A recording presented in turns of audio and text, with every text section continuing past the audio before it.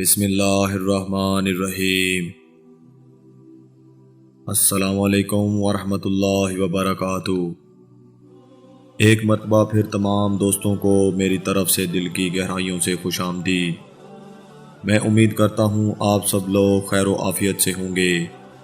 اللہ تعالی ہم سب پر اپنا رحم و کرم فرمائے، آمین۔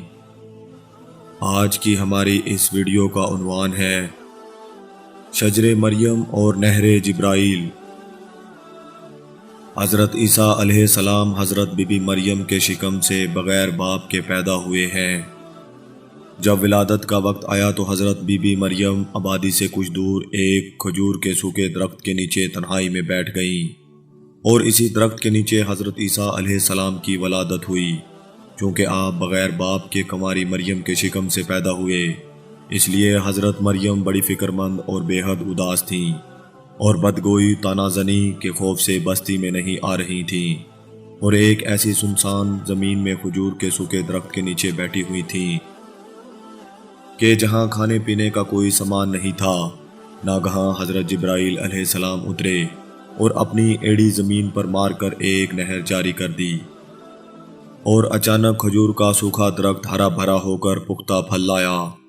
حضرت جبرائیل علیہ السلام نے حضرت مریم کو پکار کر ان سے یوں کلام فرمایا کہ سورہ مریم آیت نمبر 24، 25 اور 26۔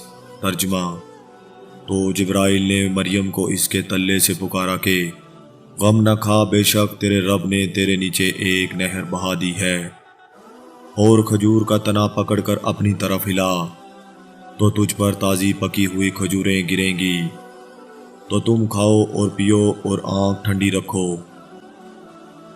سوکھے درخت میں پھل لگ جانا اور نہر کا اچانک جاری ہو جانا، بلا شبہ یہ دونوں حضرت مریم کی کرامات ہیں۔ حضرت بی بی مریم جب بچی تھیں اور بیت المقدس کے محراب میں عبادت کرتی تھیں تو بغیر کسی محنت کے وہاں بلا موسم کے پھل ملا کرتے تھے، مگر حضرت عیسیٰ علیہ السلام کی پیدائش کے بعد پکی ہوئی کھجوریں تو حضرت مریم کو ضرور ملیں، لیکن خداوند تعالیٰ کا حکم ہوا کہ کھجور کی جڑیں ہلاؤ تب تم کو کھجوریں ملیں گی۔ اس سے یہ سبق ملتا ہے کہ آدمی جب تک صاحب اولاد نہیں ہوتا تو اس کو بلا محنت کے بھی روزی مل جایا کرتی ہے، اور وہ کہیں نہ کہیں کھا پی لیا کرتا ہے، مگر جب آدمی صاحب اولاد ہو جائے تو اس پر لازم ہے کہ محنت کر کے روزی حاصل کرے۔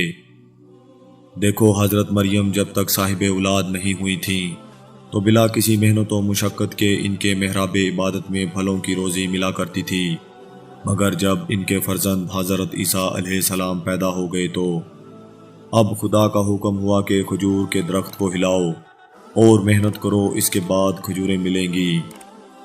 محترم عزیز دوستوں، میں امید کرتا ہوں کہ یہ ویڈیو آپ دوستوں کو پسند آئی ہوگی۔ ویڈیو پسند آ جائے تو لائک اور شیئر ضرور کر دیجیے گا، اور آنے والی نئی ویڈیو کے لیے ہمارے چینل کو سبسکرائب کر دیں، ساتھ میں موجود گھنٹی کے بٹن کو ضرور دبا دیں تاکہ ہماری ہر نئی آنے والی ویڈیو سب سے پہلے آپ تک پہنچے۔ مجھے دیجیے اجازت، اللہ حافظ۔